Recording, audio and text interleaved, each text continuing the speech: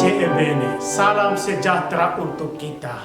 Saya Pastor Octavianus Situngker Kapusin akan membawakan renungan harian kepada kita Senin pekan ketiga Advent yang dikutip dari Injil Matius bab 21 ayat 23 sampai 27. Demikian bunyinya.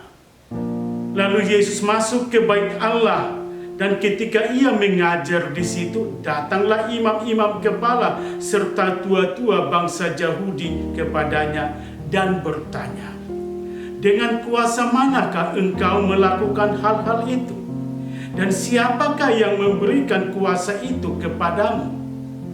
Jawab Yesus kepada mereka, "Aku juga akan mengajukan satu pertanyaan kepadamu.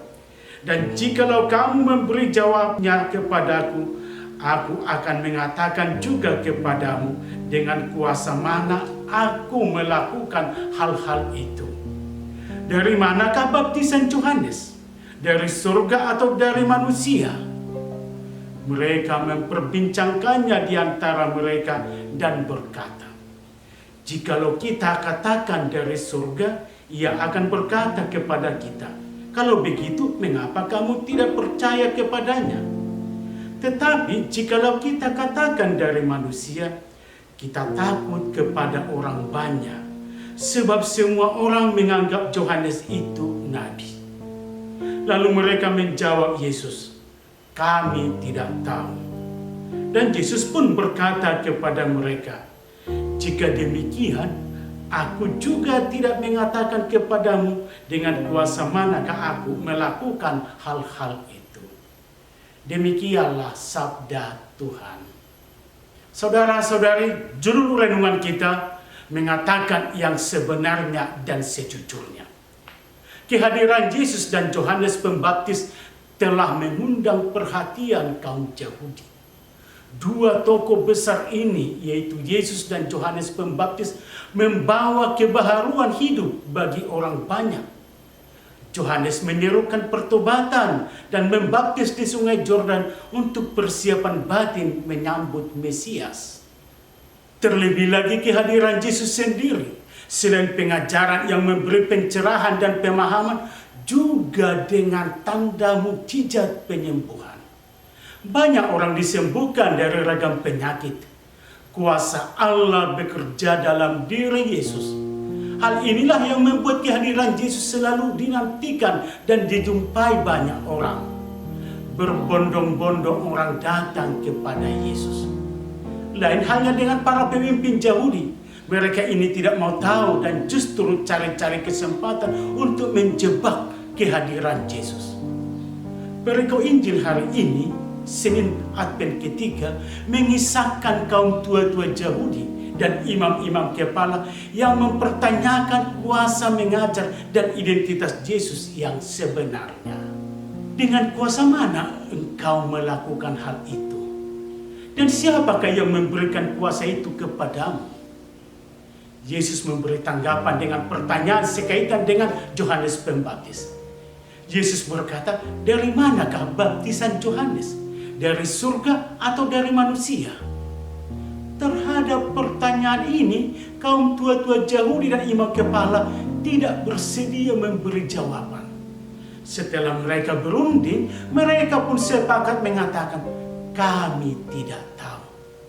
Mereka menjawab tidak tahu. Sesungguhnya mereka tahu tentang jawaban yang sebenarnya. Padahal Yohanes itu adalah nabi terakhir yang telah memberi kesaksian tentang Mesias. Tetapi mereka sepakat berkata tidak tahu. Dalam hal ini mereka tertutup dan sengaja menutup hati, pikiran dan perasaan. Maka mereka pun mengatakan kami tidak tahu.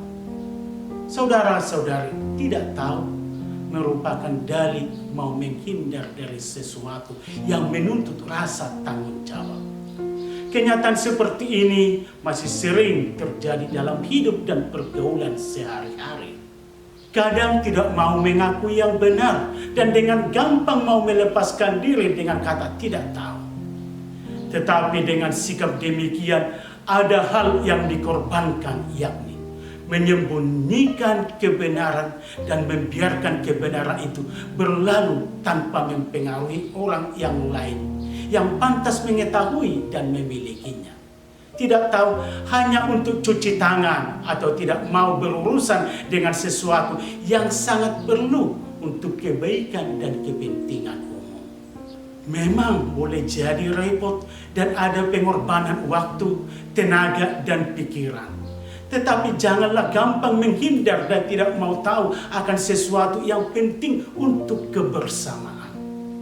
Beriman itu berarti semakin sedia dan berani mengakukan yang benar dan sebenarnya. Bila perlu siap repot demi kebaikan bersama. Saudara-saudari, masa Advent ini adalah saat yang tepat untuk meluruskan cara pikir, cara merasa, dan cara memandang. Makin menempatkan diri dan berdiri pada kebenaran dan membuka hati pada pewartaan sabda. Dengan cara ini, kita mempersiapkan diri secara intensif menyambut kedatangan Sang Juru Selamat. Mari kita maknai masa Advent ini dengan semangat hidup lebih benar dan seturut kehendak Allah. Maka Natal yang akan kita rayakan nanti menjadi peristiwa iman yang memberi kebahagiaan dan sukacita. Maranatha, Pace e Bene, semangatlah selalu, berkat Tuhan selalu menyertai.